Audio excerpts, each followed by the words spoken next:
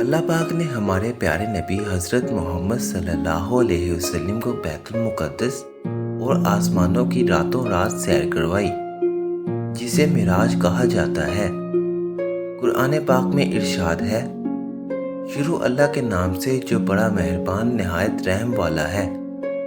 پاک ہے وہ ذات جو لے گئی اپنے بندے کو راتوں رات ادب والی مسجد سے مسجد اقصیٰ تک، جس میں ہم نے خوبیاں رکھیں اور دکھلا دیے اس کو اپنی قدرت کے نمونے، بے شک وہی سنتا دیکھتا ہے۔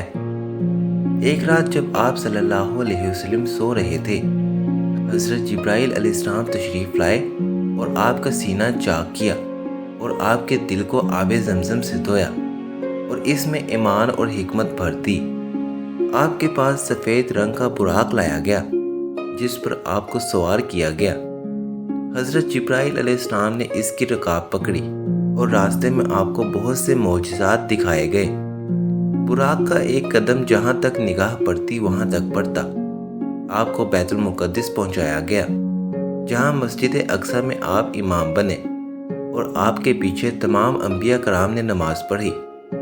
پھر تمام انبیاء سے آپ کی ملاقات کروائی گئی۔ اس کے بعد آسمانوں کا سفر شروع ہوا۔ ہر آسمان پر کسی نہ کسی پیغمبر سے ملاقات ہوئی۔ پھر آپ کو سدرۃ المنتہا کی طرف بلند کیا گیا، یہاں تک کہ ایک ایسا مقام آیا جہاں حضرت جبرائیل علیہ السلام ٹھہر گئے۔ آپ صلی اللہ علیہ وسلم نے ان سے فرمایا، کیا ایسے مقام پر کوئی دوست دوسرے دوست کو چھوڑتا ہے؟ انہوں نے جواب دیا کہ اگر میں اس مقام سے آگے بڑھوں تو نور سے جل جاؤں گا۔ پھر آپ صلی اللہ علیہ وسلم کو نور سے پیوست کر دیا گیا اور 70,000 پردے طے کروائے گئے، یہاں تک کہ تمام انسانوں اور فرشتوں کی آہٹ سنائی دینا بھی بند ہو گئی۔ پھر آپ صلی اللہ علیہ وسلم کی ملاقات اللہ سے ہوئی۔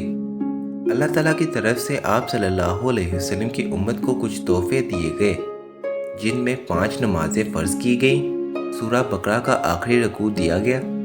جو شخص آپ کی امت میں اللہ کے ساتھ کسی کو شریک نہ ٹھہرائے، اس کے گناہ معاف کیے گئے، اور یہ بھی وعدہ ہوا کہ جو شخص نیکی کا ارادہ کرے اور اس کو کرنے نہ پائے تو اس کی ایک نیکی لکھی جائے گی، اور اگر اس کو کر لیا تو کم از کم 10 حصے کر کے لکھا جائے گا، اور جو شخص بدی کا ارادہ کرے اور پھر اس کو نہ کرے تو وہ بالکل نہ لکھی جائے گی، اور اگر اس کو کر لے تو ایک ہی بدی لکھی جائے گی۔ آپ صلی اللہ علیہ وسلم کی زندگی اور اسلام کی تاریخ کے مزید واقعات کو جاننے کے لیے دین اسلام کو سبسکرائب کریں اور بیل آئیکن کو پریس کریں۔